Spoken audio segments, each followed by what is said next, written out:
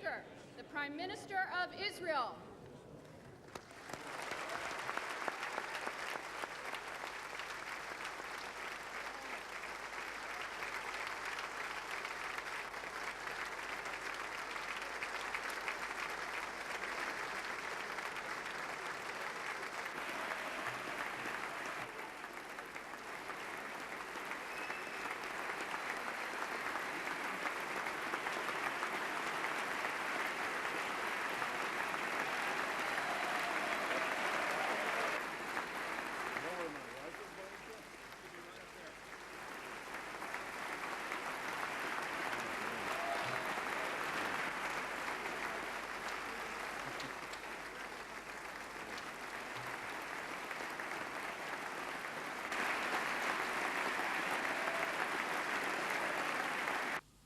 It's not enough to talk about peace and abstraction.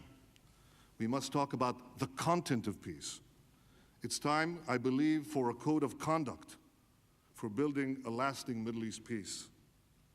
Such a peace must be based on three pillars, the three pillars of peace. Security is the first pillar. There is no substitute for it. To succeed, the quest for peace must be accompanied by a quest for security.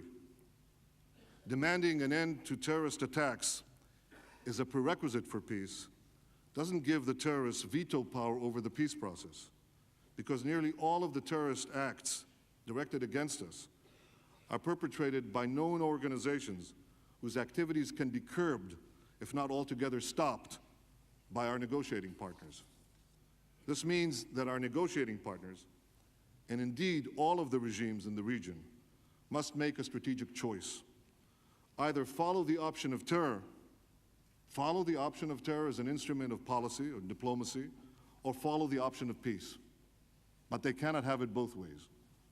This choice means that the Palestinian Authority must live up to its obligations it has solemnly undertaken to prevent terrorist attacks against Israel. This choice also means that Syria must cease its policy of enabling proxy attacks against Israeli cities and undertake to eliminate threats from Hezbollah and other Syrian-based groups. This means that the fight against terror cannot be episodic. It cannot be conditional. It cannot be whimsical. It cannot be optional. It must become the mainstay of a relationship of trust between Israel and its Arab partners. To the members of Peace Now, we don't just want. Let me now say a word about a subject that has been on your mind and ours. And that subject is the city of Jerusalem. Countless words have been written about that city on the hill. For the first time, a single sovereign authority has afforded security and protection to members of every nationality who sought to come and pray there. There have been efforts to redivide this city by those who claim that peace can come through division, that it can be secured through multiple sovereignties, multiple laws, multiple police forces. This is a groundless and dangerous assumption, and it impels me to declare today, there will never be such a redivision of Jerusalem. Never.